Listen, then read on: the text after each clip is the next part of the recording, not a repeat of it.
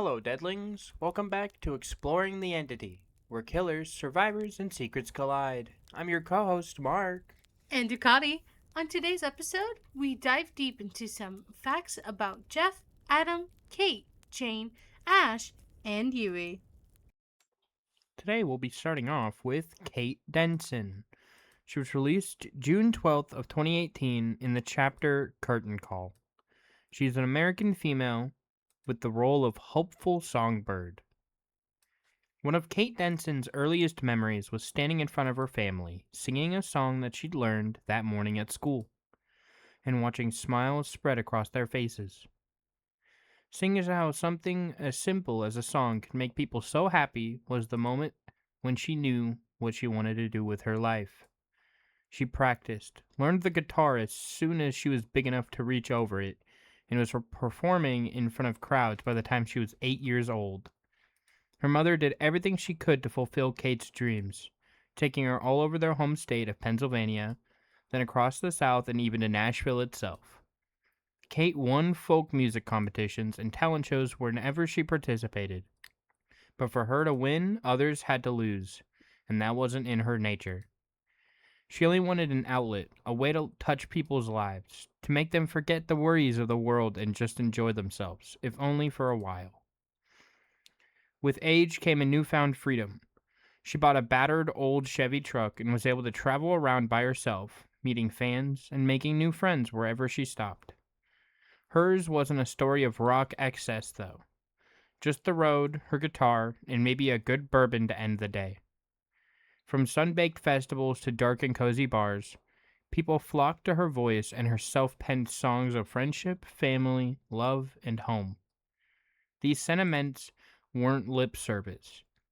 She made sure to return home as often as she could to help out in her community and entertain the local children with her tales of the wider world. She saw it as a way of giving back, of supporting others in the same way she had been. It was home where she found most of her inspiration as well. She always loved to take long walks in the woods around her town, exploring off the beaten track, and finding a quiet spot to play and write her songs. She had a favorite location she returned to time and time again, a natural hollow encircled by trees that almost looked as if it had been blasted out of the rocks thousands of years ago. Here she felt a strong connection to nature and to the earth itself. She let her mind be enveloped by the forest, and it rewarded her with constant inspiration. She picked up her guitar and played, her fingers dancing across the fretboard. The music she made this time was unlike her usual uplifting tunes, being much more melancholy, even dark. Still, something compelled her to continue, to finish the song. Around her, the leaves vibrated in unison with the guitar strings, and the boughs of the tree lengthened, coalescing in a living form. Spider-like legs descended from the canopy above, grasping for her. Regaining her senses, she grabbed a rock and tried to beat them back. But their skin was hard as iron, and the rock simply bounced off and skittered away.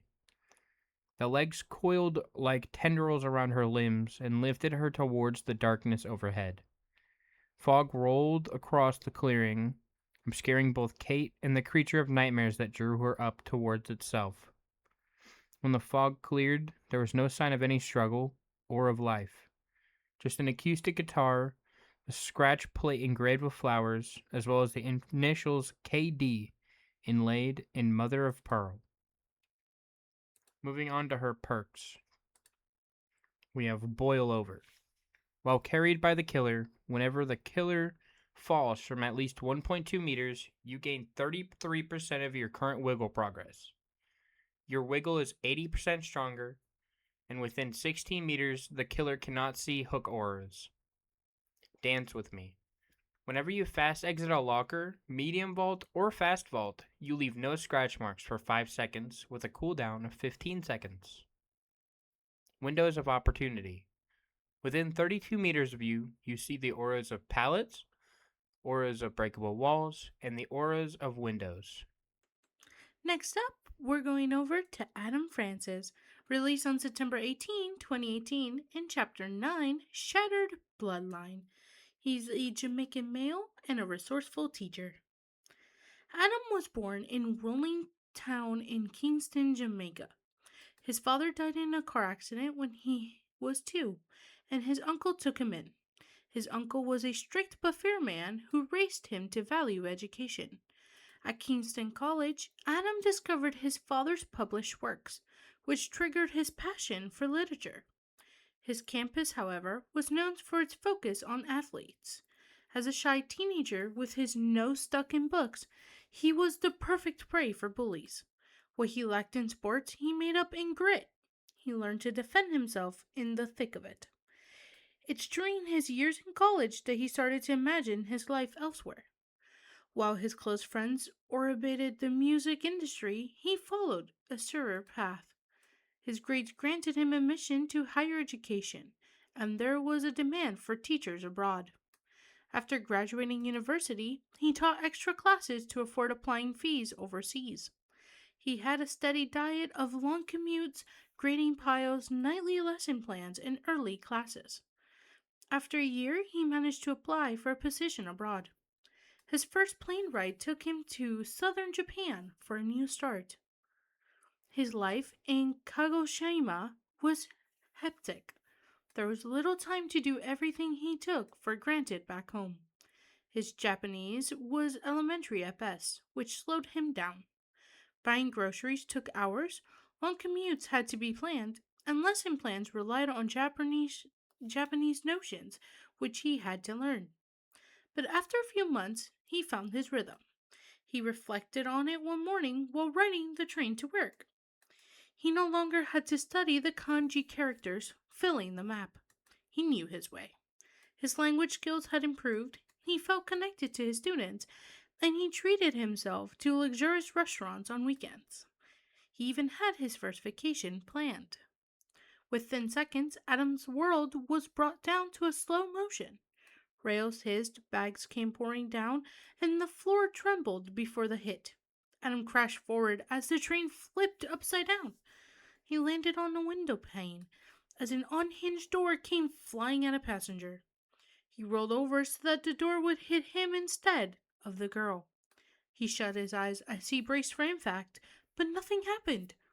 He squinted one eye open and he saw nothing but darkness. A heavy fog had taken over the train.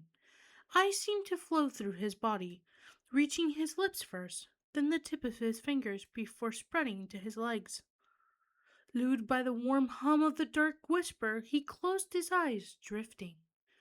No one truly knows what happened to Adam Francis.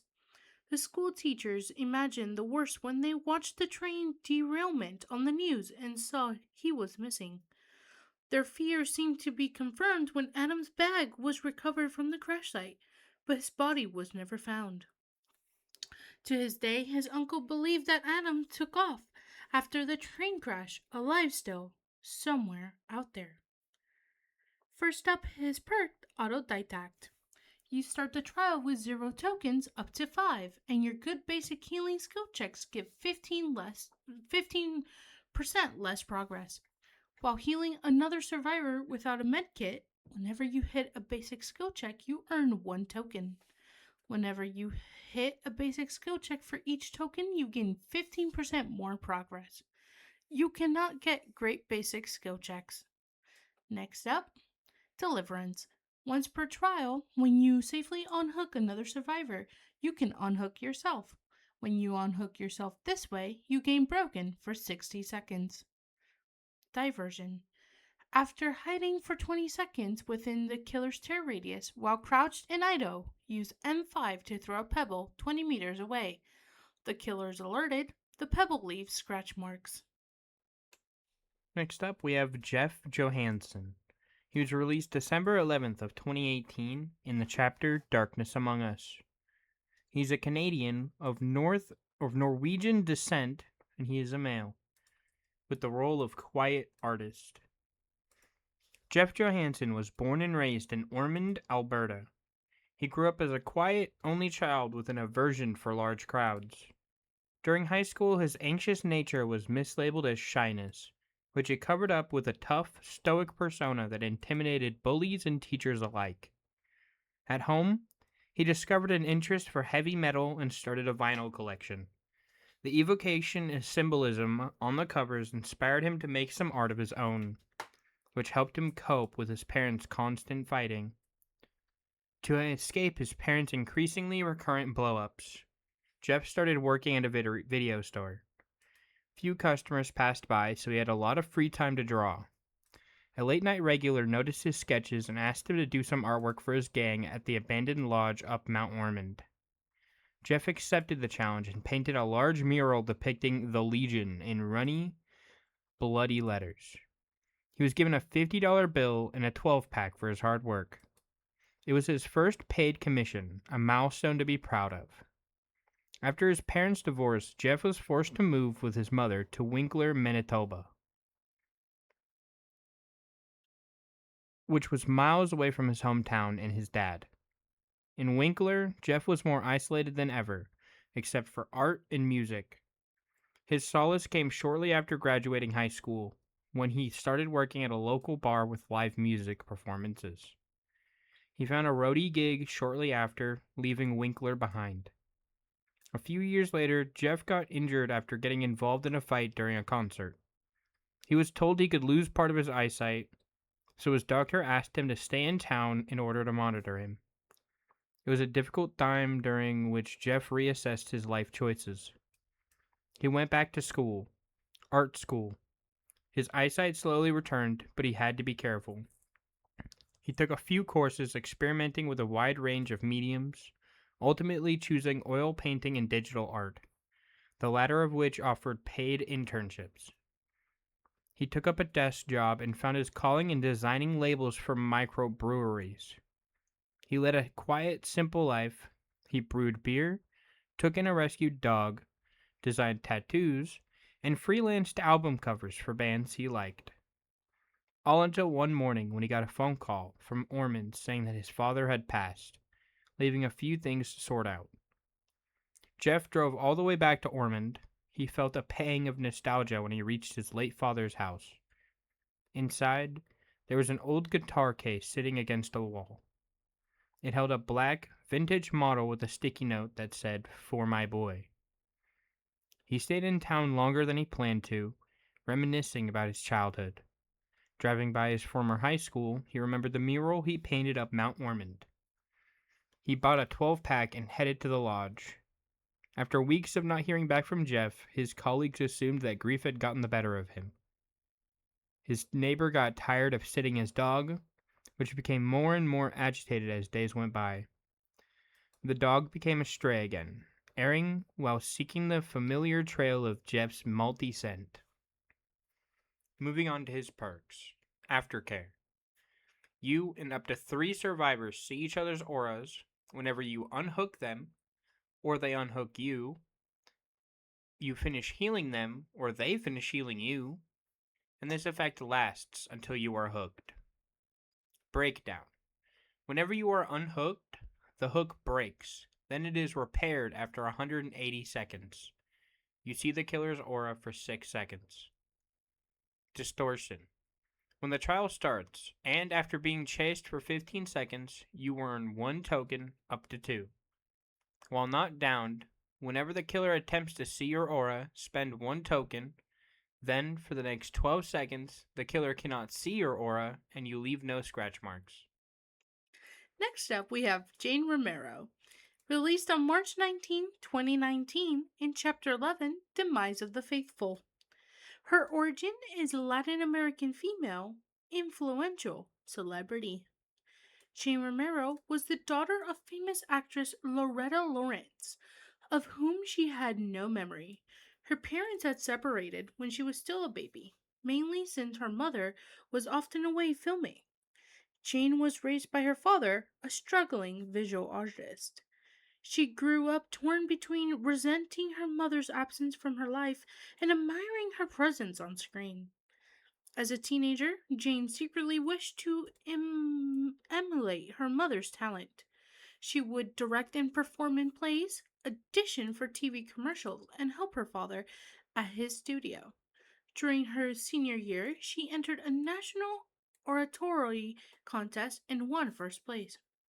Her performance attracted the attention of a radio station that contacted her for an interview. During the live show, her natural charm and repartee impressed the staff, who offered her a part time job at the station. After graduating college in communication, she quit her job at the station to work for a trendy variety show. But her frank delivery and ad libos were not appreciated by the show's executives, who fired her after 5 months. Desperate for another opportunity, Jane pitched a show at the radio station she used to work at, only to be turned down, her proposal being too risky. 4 months later, she received a phone call from a producer who had seen reruns of the show. He was looking for a co host to spark up the failing show Quick Talk. Live television meant long hours, a low salary, and no stability, but it also offered a platform to broadcast her views. She disputed the crudely inflammatory tone of Quick Talk and pushed for relatable coverage of personal issues. Her honest delivery resonated with her audience, and within weeks, the show's viewerships was steadily growing. After 2 years, she launched a full-hour segment called The Jean Romero Show, which was broadcast nationally and covered taboo topics, including her personal struggle with abandonment. Her show broke records, and her initials JR became synonymous with products ranging from beauty creams to fashion accessories. But Jane needed more. She wanted others to follow her in her footsteps. She published a memoir that covered her childhood with an absent mother. Her book was an instant bestseller, but was reviewed harshly. Critics called it a serving of sad anecdotes seasoned with bland, generic self help tips. Jane took this criticism to heart since, despite her success, a voice in the back of her head was starting to doubt her achievements. Her success also generated an increasingly demanding schedule and a growing pressure to entertain constantly.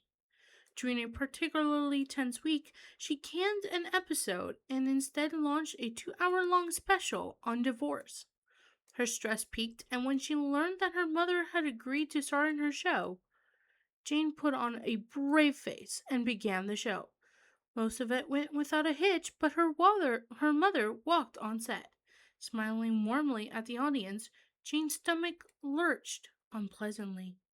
She was consumed by a violent envy that had been festering. Yet she carried on with a dread smile until Loretta interrupted her, saying that they were not actually related. The interview went haywire after that. After the show, Jane was driving to her father's house in New Jersey. She needed to talk things over with him. She had not been feeling like herself lately. She turned on a freeway along the coast to avoid major congestion and popped some painkillers to numb the throbbing pain in her temples, which had been nagging her all day. Then she started to relax and turn on the radio. Classical music was playing. The drive was slow. Black ice covered the highway, which was packed with cars on their way back home. Night fell. A darkness began to blur the corners of her vision and turn the headlights into swirls of red. Jane blinked to sharpen their outlines, but each time she closed her eyes, her eyelids became heavier and heavier until they remained shut for a moment too long. The following morning, authorities were fishing out Jane's car from the water. Despite leading a meticulous search for weeks, they were unable to recover her body. The airing and production of the Jane Romero Show was suspended until after her funeral, which both her father and mother attended. As the public grieved for Jane, there was a surge of order for JR products, and all her episodes were released a month later with an opening credit that wished her eternal peace. First we have her park head on. After hiding in a locker for 3 seconds, fast exit to stun the killer for 3 seconds. If they're within 2.5 meters, they gain exhausted for 40 seconds. Poised. The first time you start repairing each generator, you see the killer's aura for 8 seconds. Whenever generator's completed, you leave no scratch marks for 30 seconds. Solidarity. While injured and healing another survivor without a med kit, you also gain healing progress at 70% speed. Next up, we have Ashley Joanna Ash Williams. He was released April 2nd, 2019, in the half chapter Ash vs. Evil Dead. His license comes from the horror TV series Ash vs. Evil Dead. He is an American male with the role a lone wolf. During a weekend at a cabin with friends, Ash Williams uncovered the Necronomicon Ex Mortis, the Book of the Dead, and awoke something dark in the woods. Evil possessed his friends, whom he was forced to kill, in his right hand, which he sawed off. For the next 30 years, Ash ran from his past, working at a value stop department store and seducing women in dive bars. But he screwed up one night while being high.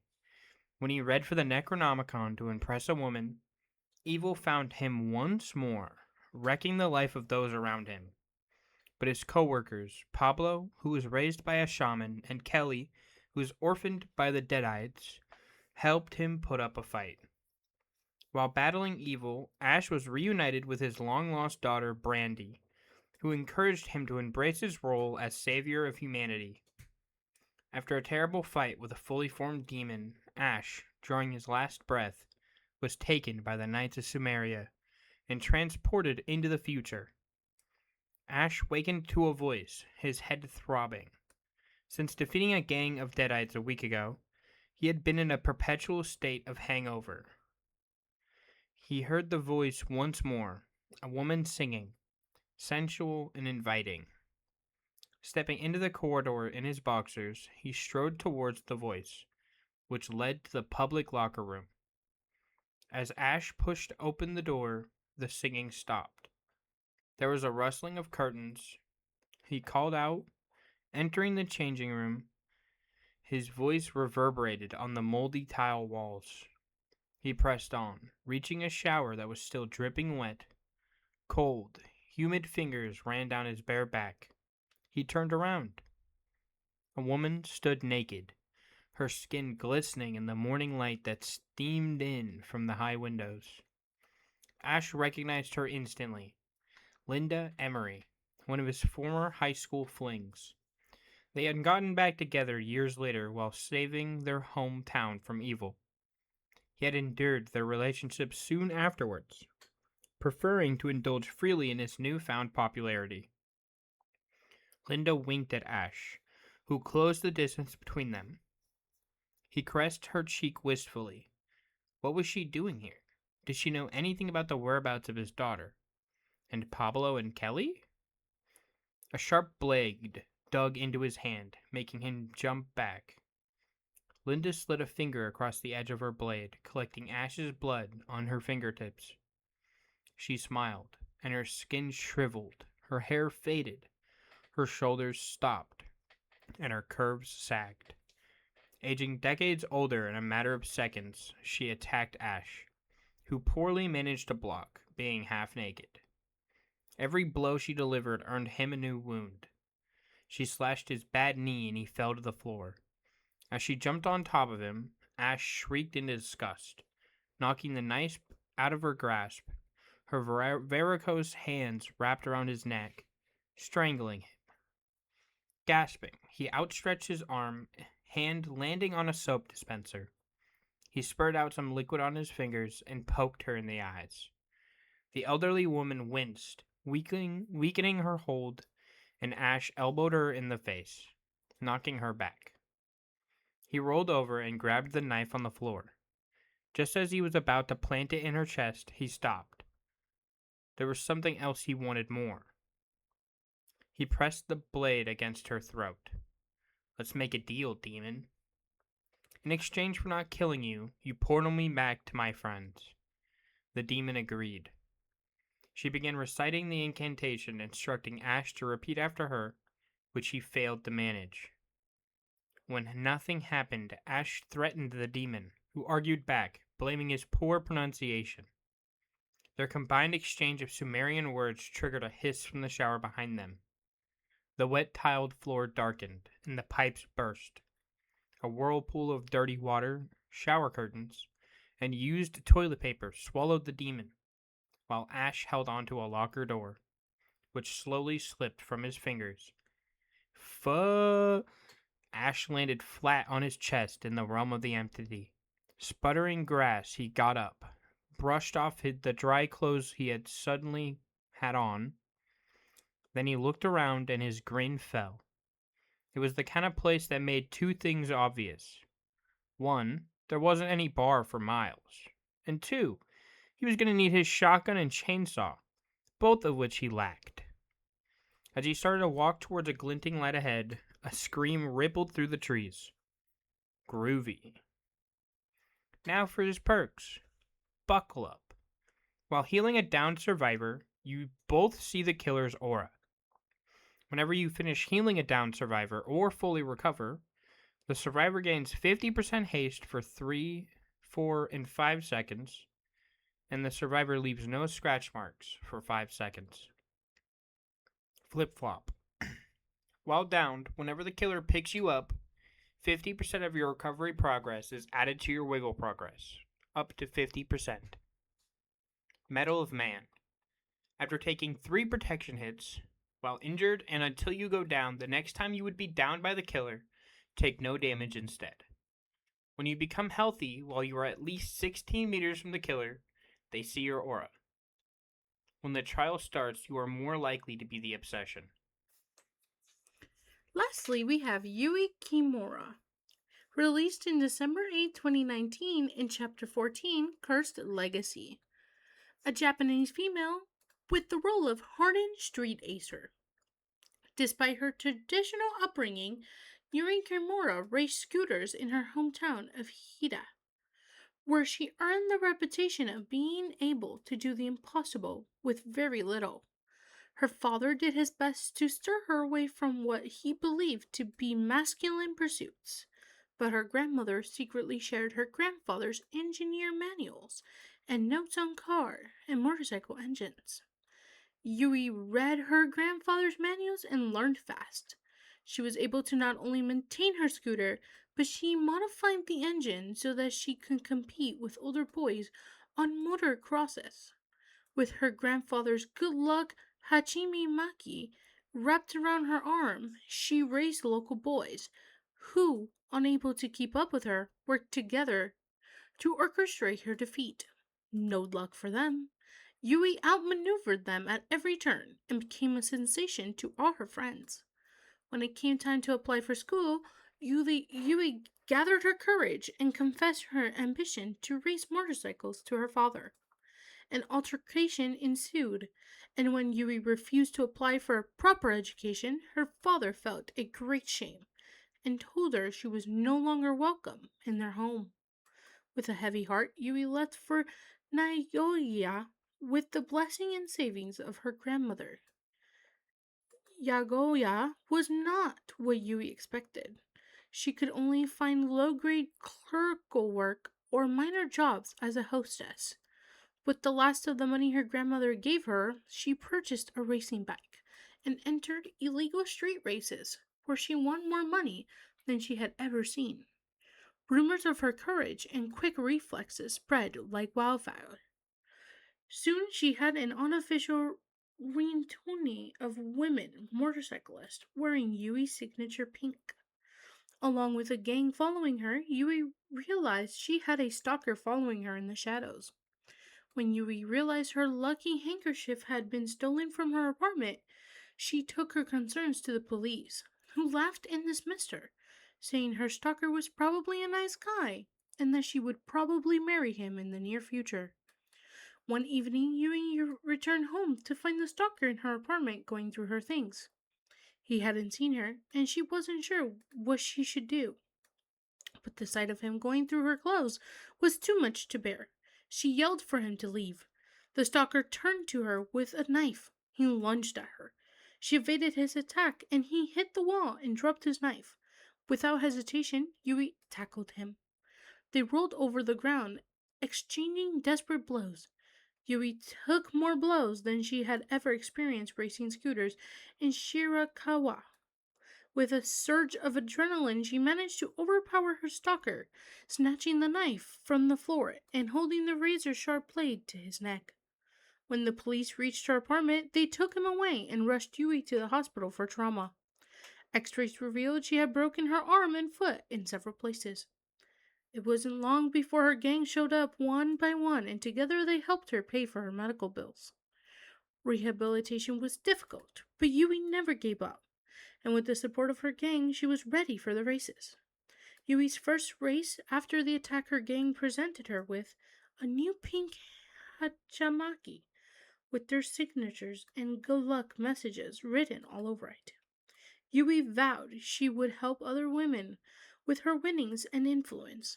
True to her word, her gang became known as the Shikura 7 Gang, and they wore pink hachimakis as a symbol of unity and support for women, needing help from stalkers and abusers. The Shikura 7 grew beyond the 7 members, and Yui's signature pink became synonymous with women's empowerment. At street races, women would line up in the droves to support her. After winning 7 straight races in a row, she attracted the attention of a sponsor. She not only earned a spot at the All Japan Moto Championship, but she was the youngest woman to race and win in the prestigious event. Her sponsorship soon tripled, so too did her gang. But everything came to a straggling halt at the illegal TK3, Tokyo Kick 3000 street races. Yui was leading the race until she entered an unnatural fog that seemed to have appeared from nowhere. Baffled and confused, she stopped her bike and dismounted. It wasn't long before she realized she wasn't in Tokyo anymore. Moving on to her perks. Any means necessary.